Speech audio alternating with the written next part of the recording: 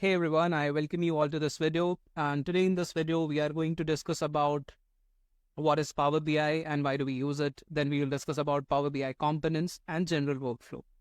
So first of all, let's talk about BI. So BI refers to business intelligence, and the ultimate aim of this BI process is to help the business owners, stakeholders to take best possible decisions in the least possible time, right?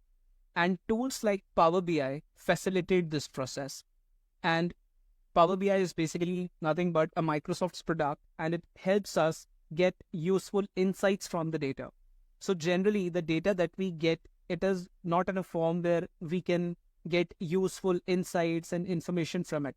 But BI tools like Power BI make it possible. They provide various features and functionality that help us to draw and extract useful information, useful insights from the data that ultimately helps the business owners and stakeholders to take best possible data-driven decisions in the least possible time, right? So that's the reason we use it.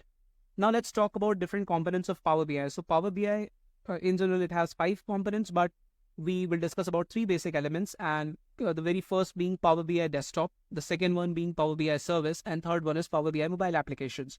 So we generally create the report in Power BI Desktop app, and once the report has been created to Power BI Desktop, it can then be published to the second element of Power BI, that is Power BI Service, and then your other colleagues or other friends or people with whom you have shared the reports and dashboards, they can interact with these reports and dashboards using either Power BI Service or Power BI Mobile Applications.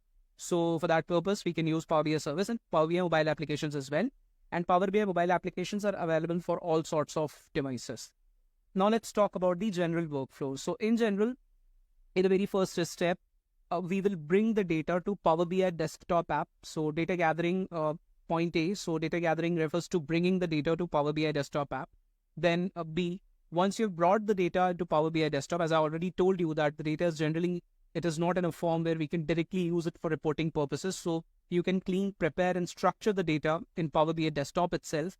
Once you have cleaned and prepared the data, you can now model that data, because your data set can be consisting of multiple tables, and it might be required to establish a relationship between multiple tables. So you can model the data in Power BI Desktop itself. Once you've modeled the data there, you can then create a report in Power BI Desktop, and your report can consist of a single or multiple pages. Once you've created the report in Power BI Desktop, you can then publish it to Power BI Service. And Power BI Service is the second element of Power BI. And then you can create a dashboard in Power BI Service itself, point F, right? And once you have created the dashboard in Power BI Service, you can then share the reports and dashboards with colleagues, friends, and other users. So this is the general way in which we can use Power BI to execute an end-to-end Power BI project, right? We have uploaded some project videos as a part of this entire course. So when you will go through those project videos, and when by the time you will end this curriculum, you will get a very good understanding of the general workflow. And we have also discussed about some additional features and functionality, like we have discussed about row-level security, we have discussed about scheduling refresh.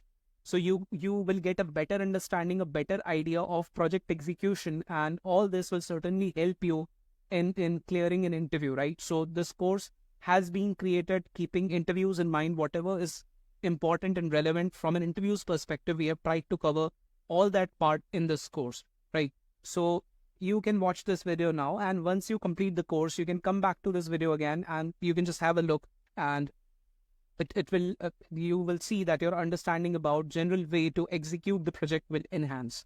So that's all. I hope this video was helpful. We'll meet in the next session. We'll discuss about other relevant important topics. Till then, thank you. Bye-bye.